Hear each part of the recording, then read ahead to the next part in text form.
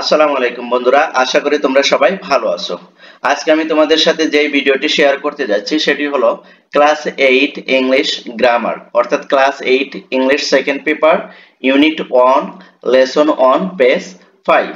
ওকে, তাহলে চলো আমরা দেখি আজকে কি আলোচনা করা যায়। এই যে এটার দিকে একটু খেয়াল করো, এখানে কি বলছে একটু দেখো। কি বলছে? The same word as different parts of speech. বলছে যে একই word different parts of speech কি করে মডিফাই করে, বা একই word different different parts of speech identify করে। তাহলে দেখো এখানে একটু আমরা পড়ি কি বলছে। রিমেম্বার, মনে করো, that the same word can be used as different parts of speech, right? মনে করো যে একটি ওয়ার্ড সেম ওয়ার্ডই ক্যান বি ইউজড, কি হচ্ছে ব্যবহৃত হচ্ছে as different parts of speech, different ভিন্ন ভিন্ন পার্টস অফ পিসে।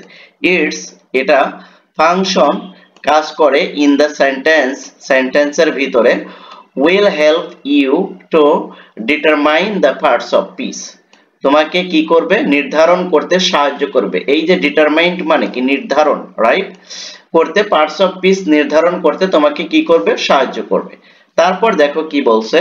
লুক অ্যাট, এবার দেখো, the following sentence and notice the functions of the word well in each of the sentence, right?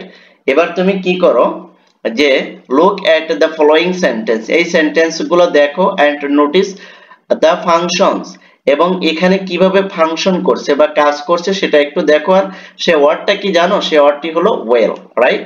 তাহলে দেখি আমরা এখানে একটু দেখলেই বুঝতে পারবো। দেখো এই যে এখানে কি বলছে, he does not look well. এখানে দেখো অ্যাডজেক্টিভ দিয়ে রাখছে, অর্থাৎ আমাদের এই যে ফাইন্ড আউট করতে হবে কোন ওয়ার্ডটা, এই যে ওয়েল, রাইট? তাহলে এখানে ওয়েলটা কি হিসেবে ব্যবহৃত হয়েছে? অ্যাডজেক্টিভ হিসেবে ব্যবহৃত হয়েছে। He does not look well, right? তারপর দেখো সেকেন্ড সেন্টেন্সে কি বলছে, the student did well in the test. এখানে কি দেখো, এখানে কিন্তু ওয়েলটা কি হিসেবে ব্যবহৃত হয়েছে? অ্যাডভার্ব হিসেবে ব্যবহৃত হয়েছে, রাইট? তারপর দেখো well I don't know about that. কি বলছে? ভালো, আমি জানি না, রাইট? এ সম্পর্কে আমি কিছু জানি না। এখানে দেখো ওয়েলটা কিন্তু কি হিসেবে ব্যবহৃত হয়েছে? ইন্টারজেকশন হিসেবে ব্যবহৃত হয়েছে। অর্থাৎ একই শব্দ বা একই ওয়ার্ড সেন্টেন্সের ভিতরে different different parts of speech কি করতে পারে? ক্রিয়েট করতে পারে বা মডিফাই করতে পারে, সেটাই এখানে বলেছে। তারপর দেখো এক্সারসাইজটা একটু দেখো, এক্সারসাইজ দেখলে আরেকটু বুঝতে পারবা। দেখো, identify what parts of speech word is in the following sentence. Identify করো এখানে যে কোনটা কোন পার্টস অফ পিস, সেটা তুমি কি করো? আইডেন্টিফাই করো, রাইট? তাহলে দেখো, wow that is really nice. এই যে ওয়াও, এটা কি? ওয়াওটা হলো ইন্টারজেকশন, রাইট?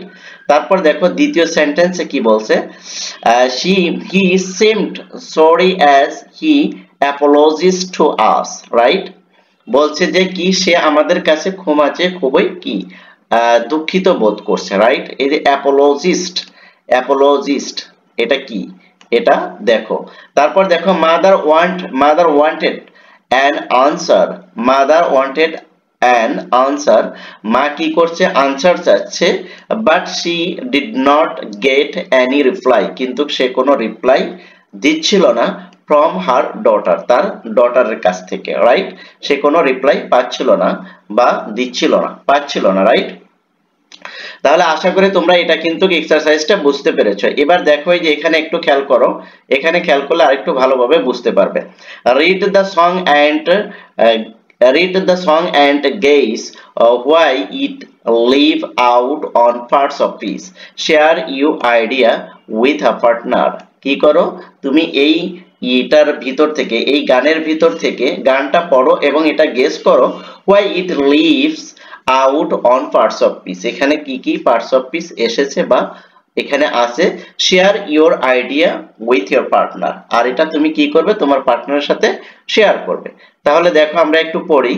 আ নাউন, রাইট? এখানে বলছে a noun's the name of anything, অর্থাৎ নাউন বলা হয় তাকেই যেটা দ্বারা সবকিছুর নাম বোঝায়।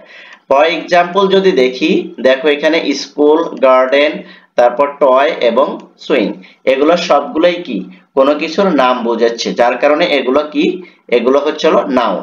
এবার দেখো অ্যাডজেক্টিভ কাকে বলে। অ্যাডজেক্টিভ কি বলছে, tell the kind of noun, যেটা কি করবে নাউন সম্পর্কে বলবে, রাইট। দেখো এখানে বলছে great, small, pretty, white, brown, এগুলো সব কি নাউনের দোষ গুণ বোঝাচ্ছে, রাইট। আর অ্যাডজেক্টিভের কাজই হচ্ছে হলো নাউনের দোষ গুণ বোঝানো।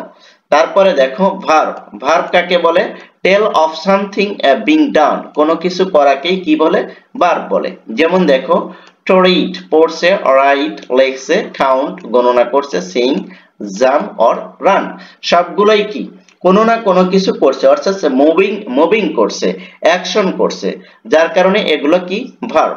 তারপরে দেখো হাউ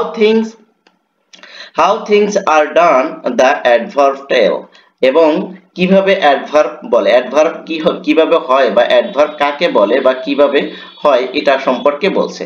দেখো অ্যাডভার্ব কি সেটা একটু দেখি।